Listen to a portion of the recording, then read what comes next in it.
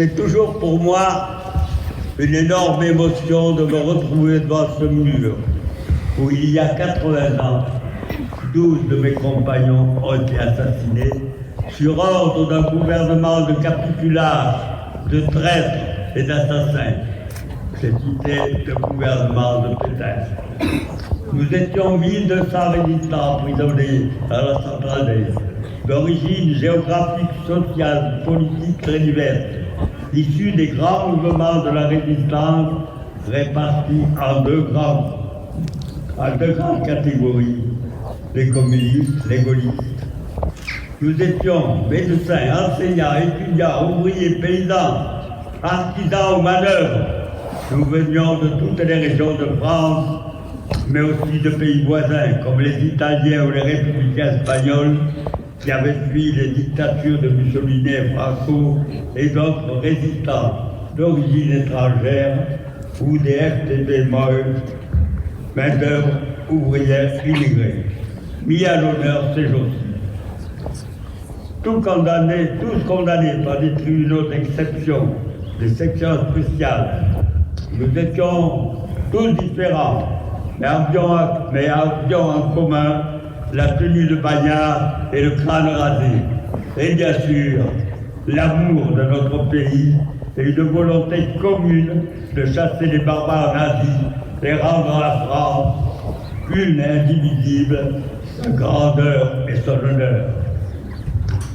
La centrale d'Est devait nous broyer, nous isoler, nous humilier. Par notre unité, notre combativité et notre fraternité, nous en avons fait un haut lieu de dignité, d'humanité et de résistance. Tous égaux et tous responsables. Nous avons appris à vivre ensemble, à respecter les autres, à porter assistance aux plus faibles et aux plus fragiles.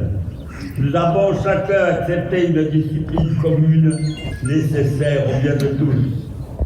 Nous avons choisi des délégués dans chaque préau de la centrale, un communiste, un gaulliste, organisé des cours, une sorte de université populaire, pour accroître nos connaissances et connaître les différentes opinions de chacun, sans oublier la culture physique, bien vite transformée en préparation militaire. Nous avons fait circuler des informations captées sur les radios clandestines, discuter et rédiger des journaux écrits à la main, partager les colis que certains nous recevaient, et nous avons organisé des manifestations patriotiques, festives, politiques ou sportives à l'intérieur même de la prison, avec l'aide d'une partie de la population de Villeneuve-sur-Lot. Plusieurs temps forts ont montré notre volonté, notre unité et notre force et permis de constituer ce qui va devenir, début février, le bataillon FFI de la centrale d'Est. Une première action collective nous a permis de faire sortir du quartier des délinquants le jeune Bourdeau, 14 ans, lui qui avait rejoint le réseau de résistance de son père après sa condamnation à mort. Dans une deuxième épreuve de force, nous avons réussi à empêcher la livraison en avis de 160 internés administratifs de la centrale, emprisonnés sans aucun jugement, au cours de 3 journées d'action que nous avons intitulées les 3 Glorieuses, au cours de laquelle nous sommes opposés frontalement aux autorités pénitentiaires et policières et aux gardes mobiles de Vichy.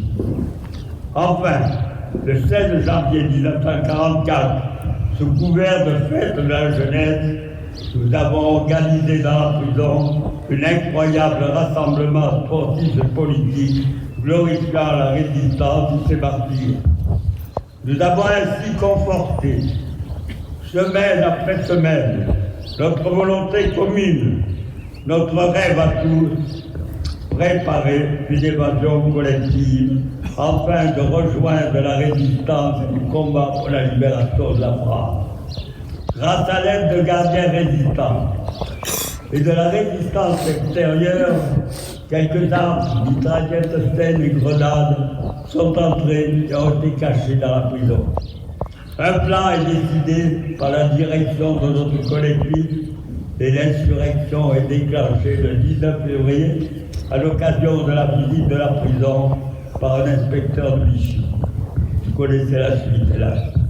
Alors que nous rendons maîtres dans l'ensemble des lieux de détention avec plusieurs heures de combat, les autorités de Vichy appellent en renfort les troupes d'occupation. L'artillerie allemande encercle alors la prison et menace de la bombarder. Afin d'éviter ce massacre, nous décidons de nous rendre le 20 février à 4 heures du matin. Après cet échec, celui de la plus grande tentative d'évasion de l'histoire de la résistance, une féroce répression est décidée par le gouvernement de Pétain. Darlan, secrétaire au maintien de l'ordre du gouvernement de Vichy, lieutenant dans la Waffen-SS, les chefs de la milice se déplacent en personne dans la prison pour organiser la répression. Une cour martiale, nommée en Conseil des ministres, arrive à Aix le 22 février. Le 23 février 1944, à 7 h du matin, après un simulacre de procès sans défense, sans plaidoirie, un véritable délit de justice, 12 condamnations à mort sont prononcées. Nous apprendrons plus tard que la liste des morts a été faite la veille dans un restaurant de Villeneuve-sur-Lot. 3 heures plus tard, dans la cour où nous nous trouvons aujourd'hui, face au peloton d'exécution français, attachés à des poteaux placés devant ce mur, les 12 patriotes condamnés chantent la Marseillaise et le chant du départ avant de tomber sous les balles en criant « Vive la France !» Ils sont morts pour la France et pour notre liberté à tous. À nos 12 fusillés, il faut ajouter Louis Olaille, tué au combat le 19 février par une grenade lancée par un milicien d'un Mirador. La répression ne s'arrête pas là, puisqu'avec les 1200 camarades, nous sommes livrés par les autorités de Vichy à la division d'Astreich le 30 mai 1944. Transférés dans des conditions inhumides de peine d'ajouter à Compiègne, nous sommes déportés de Diluvian vers le sinistre camp de concentration de Dachau. 400 d'entre nous sont morts.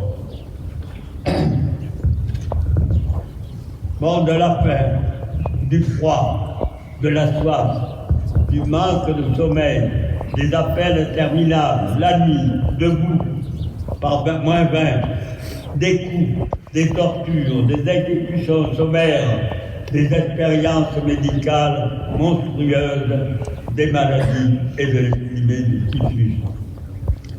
Si nous sommes 800 à avoir survécu à cet enfer, nous le devons en grande partie à la solidarité que nous avions construite entre les murs de la prison d'Aix et que nous avons réussi à maintenir dans les camps de la mort. Quand on recevait notre ration de pain de plus en plus mince, un morceau était enlevé pour la solidarité. La lichette du pain, les 2 cuillerées de soupe que nous mettions pour la solidarité. Il est difficile, bien sûr, d'imaginer que des êtres affamés, des squelettes vivants, acceptaient de réduire volontairement leurs meubles de repas pour soutenir les plus faibles du bloc, les malades, sans tenir compte de la nationalité des bénéficiaires. Mais quand un gars n'avait pas le moral et qu'on allait lui dire quelques paroles de réconfort, en lui donnant un peu de pain, tout de suite il y avait une petite lumière qui s'allume dans ses yeux. Un soutien moral que j'ai moi-même vécu. Vous savez, je m'étais piqué avec une pointe et l'infection a vite pris le bras. Et je souffrais tellement que je voulais mourir. J'avais un camarade de Marseille qui s'appelait Pierre-Antoine et qui sera député des Bouches-du-Rhône après être revenu. Il m'a pris de sa voix forte et chaleureuse. Jeannot, si tu te laisses aller, crois-moi, je vais te botter les fesses, que ça te fera encore plus mal que ton bras. Cela m'a fait rire. Et c'est reparti, et j'ai eu envie de continuer à vivre. Un ancien Dex célèbre, puisque devenu prix Nobel, Georges Charpak, évoquait ainsi le lien entre l'expérience d'Aix et la survie dans les camps. En arrivant à Aix, à l'âge de 19 ans, ce qui me fit l'impression la plus profonde fut l'atmosphère de solidarité qui régnait et avait véritablement transfiguré la réalité de la vie en prison. La richesse et la force que nous avait apporté la pratique de cette solidarité furent encore plus perceptibles à l'Allemagne, où elle permit aux anciens Dex, en maint endroit, d'être les piliers de la résistance à l'avilissement voulu par le système. Aujourd'hui, nous sommes plus que quelques-uns à pouvoir témoigner, comme je le fais dans de nombreux établissements scolaires et comme je l'ai fait encore hier soir. Je pense à Robert Kahn, à Guy-Pierre Gauthier, à René Laroche, à Roland Poulain. Je pense aussi à tous les amis disparus et à mes prédécesseurs qui ont fait vivre l'amicale dans le citoyen depuis 1945. Ses fondateurs, Stéphane Fuchs, Victor Michaud, ses présidents qui ont pris le relais, Paul Veil, une rue porte son nom ici, Fabien Lacombe, André Laloux et Jules Bloch. Beaucoup d'autres noms pourraient être cités, mais ce serait trop long. Au début de mon allocution, je faisais part de l'émotion que l'on sentait dans ce milieu. Il est d'autant plus fort aujourd'hui que 80 ans après cette exécution, nous pouvons voir comme jamais le visage de nos camarades fusillés. Visage expressif et émouvant d'hommes éternellement jeunes, amoureux de vivre à mourir, comme dit le poète. Ces tableaux sont l'œuvre d'une jeune artiste peintre, Clara Glamer, que je remercie chaleureusement au nom de tous les anciens résistants. Dès le 6 juin 1945, au retour des camps de la mort, nous faisions devant ce mur un serment confirmé depuis chaque année, en ce lieu à la fin février. Celui de rester fidèle à leur mémoire et à nos combats de février 1944, toujours unis comme à Aix. Cette œuvre magnifique et votre présence nombreuse aujourd'hui, celle de jeunes collégiens de Villeneuve, de Penne et de leurs professeurs, celle d'habitants du quartier d'Aix qui se sont mobilisés, celle de nombreuses personnalités, dont la directrice du mémorial de Dachau et son adjointe venue d'Allemagne, et le président de l'amicale de Dachau, ici aussi. Celle de nombreux élus, en particulier le maire de la municipalité de Villeneuve-Colonne, décidé à mieux faire connaître l'histoire d'Aix. Merci, monsieur le maire. Votre soutien, votre aide et vos encouragements, enfin, la remise, tout à l'heure nous allons assister à la remise de la médaille de la Résistance aux 5 juillet qui n'avaient pas encore reçu cette distinction. Tous ces signes montrent que la promesse faite en 1945 a été tenue et le sera encore dans les années à venir. À Aix ou à Dachau, nous rêvions d'une France libre, plus belle, plus heureuse. plus juste qu'avant la guerre. Ce rêve s'est en partie réalisé avec de grandes conquêtes sociales et démocratiques issues du programme du Conseil national de la Résistance. Malgré les difficultés de l'époque, et elles étaient nombreuses, le progrès de tout semblait alors inéluctable et l'espoir existait. Malgré la guerre froide, la fin des guerres coloniales et le début de l'Union européenne laissaient apparaître l'espoir d'un monde sans guerre. Et si cet espoir est bien assombri aujourd'hui. Vous êtes les générations de mes enfants, de mes petits-enfants, de mes arrière-petits-enfants et même de mes arrière-arrière-petits-enfants.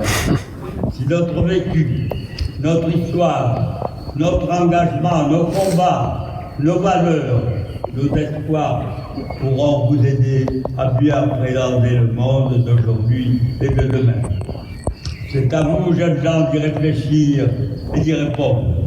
Le seul message que je souhaiterais vous laisser, en vous remerciant pour ce bel hommage que nous rendons aujourd'hui aux 12 fusillés et à tous les anciens résistants, est celui de l'espoir en l'être humain et espoir en l'humanité.